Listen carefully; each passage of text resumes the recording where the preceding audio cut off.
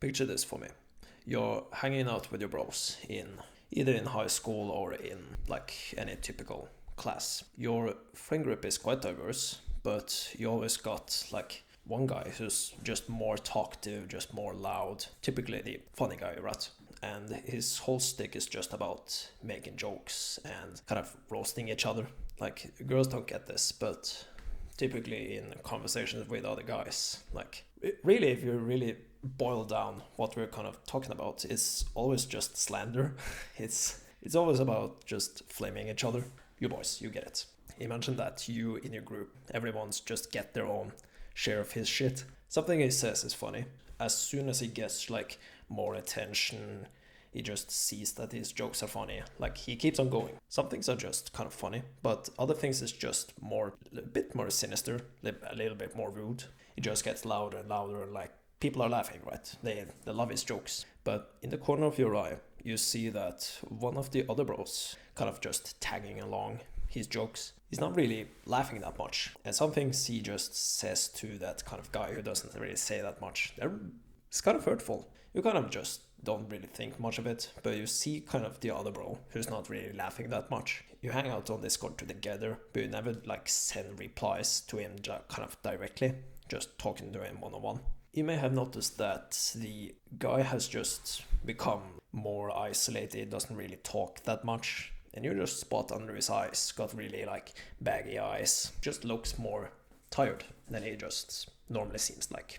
The aspect of mental health is just so really important. Like, unlike a very good physique, accessories that you own, and kind of the status you have in front of others, the mental health is the kind of the one thing that you always carry with you. If you're a father and you just go to the local park with your son and he's on the playground using the swings, it's just having really fun. But if the father is not really having any kind of a presence or just giving attention to the child, can't really like absorb the wholesome moment in the park. If he's really occupied about job, about economics, maybe he's newly divorced, it's kind of hard to absorb these kind of moments. The same would apply if you kind of play board games with your mother. Whilst you're kind of throwing the dice and looking for the board game, she might tell you about stories when she was younger, about opportunities that she did not take, but she would like you to kind of just absorb the knowledge. She would like you not to make the kind of same mistakes, but you can't really like focus on it because you're just occupied with that kind of video game, other just bullshit assignment I got at school. Can't really focus on the lesson my mother is trying to give me. If you're not present in the moment and you don't really have good mental health, it's really hard to assess new skills and kind of assess new experiences. Your mind is with you at every single moment. In that kind of spirit, your mind just simply sets limits about how much you're going to learn, what you're going to accomplish. It differentiates between what is a threat and what is a opportunity. This video I'm going to introduce is going to be a bit more graphic, so you might not want to watch it together with other people. These 5 last years, I've had many kind of episodes with panic attacks, and I've had very many periods where I wanted to simply end it all. What I've assessed during these different time periods that I have this last 5 years, it's very common for me to feel just this very crushing loneliness, feeling like very isolated in my own kind of situation where no one really seems to be out there to kind of help me assess the situation. Just having just really negative thoughts about you're not really deserving of attention, you don't really deserve any success, any control of your own situation. And something that really declined in the period was just simply just physical health. Like, I could go weeks without showering, dental care, that kind of fell apart, didn't really brush my teeth because you're not going out to impress someone, so what's the point? Lay in bed for long hours, having next to me kind of this box of chocolates that I just binge eat all the time. And I was really prone, and I am really prone to addictions. Like, if you give me a kind of a chocolate box, I just down the entire thing. I eat so much that I physically cannot take it. And this kind of applies to very many things that I was doing in these kind of periods. Like, You try to escape it, and the easy thing to do in this kind of situation is just down on very short-term pleasures. Just scrolling on media, eating chocolate and everything. The day passes and you simply haven't done anything, but you really feel exhausted anyhow. You don't really have an excuse for being exhausted, but you're just so occupied with the thoughts that comprehending solutions to what to do, it doesn't come to you. Like, my phone would buzz, and either one of two things would happen. I would like to have someone to kind of message me at that time, but the only things that would pop up is that either my battery was low on the phone, so I need to charge it, or I got a notification that my base in Clash of Clans got raided.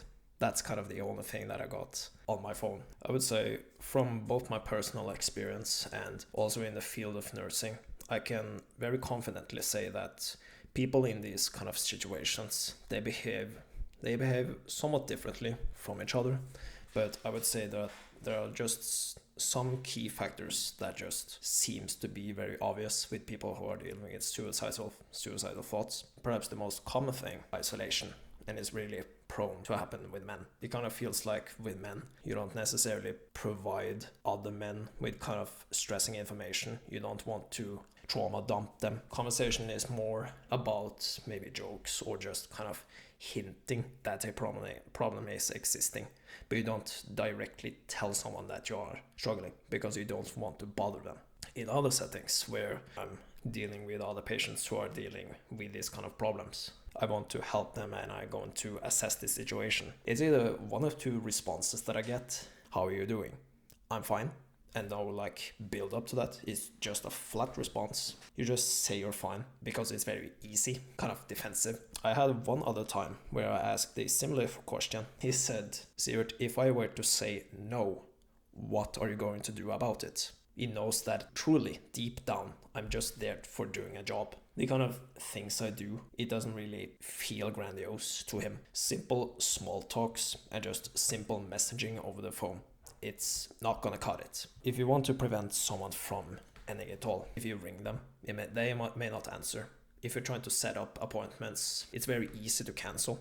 The simple one call to action.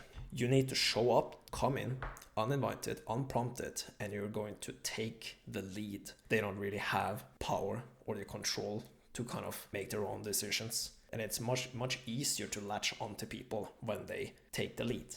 You show up unpromptly and you just simply say that I'm going to do this activity. I would like for you to join. Kind of situations where you don't really leave any choice to the victim, but you simply tell them that I'm going to do a thing and I need you to come with me. Those are for the people who are more isolated.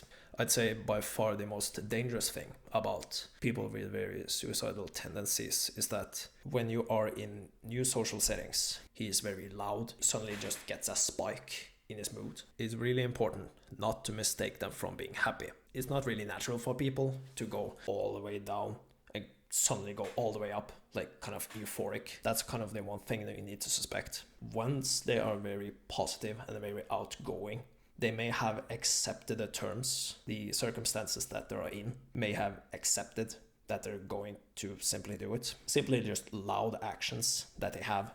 They might be just one desperate last take just to see kind of the reactions about people around them. Like, do they react to me? Am I important? Is my presence needed? Like, it's one desperate push just to seek attention and potentially get help. One desperate last attempt. If they don't really get the reactions that they want, like next time the opportunity comes, they might not hesitate. The same goes for prized possessions. When they give people prized possessions or very expensive gifts, it's the same kind of idea. Like, they give away prized possessions in the hope to display to other people that they are needed. They matter very much to the victim. They gave people gifts just to please them, and it's kind of the pleasement that they want, but they haven't felt that kind of needing from people in such a long time. Kind of reverse. You give gifts and you kind of expect something back, but you don't really say it. Being a kind of side character to these kind of dilemmas is very hard because it's very hard to judge people. Something just comes as a surprise. But I would say from a practical standpoint, the simple best thing you can do as a buddy is simply show your own presence to them. Center part of the brain, the amygdala, track fear, give that fight or flight response. It's kind of that job. And it's simply that the amygdala part of the brain is hyperactive. They are stressed, they seem to fear danger everywhere, and it's kind of how depression is formed. And the rival to the amygdala is the prefrontal cortex, like the front part of the brain. Simply that part of the brain is to logically find reasoning to the things we do. Like if you think amygdala is the reaction to things, the prefrontal cortex is about the response to things.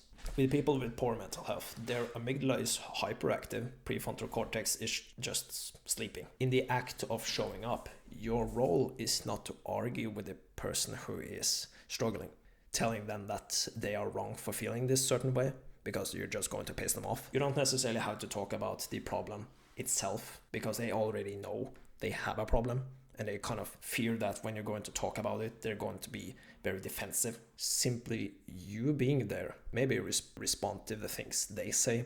And if they don't really say anything, you talk, you take the lead. Just show interest when they give you some lead, when they give you the response back. You're just here to chill with them. You're not going to boost his ego. You're not going to justify his feelings. You're also not going to ignore his problems. You're simply just there to chill. Because your presence and just them assessing this situation and seeing that you're not a threat to them, it will simply relax their amygdala, because you're simply there to give them the peace of mind. The constant voice that the amygdala is, it kind of just shuts up for a moment, and you buy them time to think about more logical reasoning. Without saying much, you give them logical reasons to rethink their circumstances. Like pick activities, go bowling, play board games, do something with bro, keep them occupied, and it's kind of fun at the same time. You're going to display that they are welcome and give them simply reasons to stay.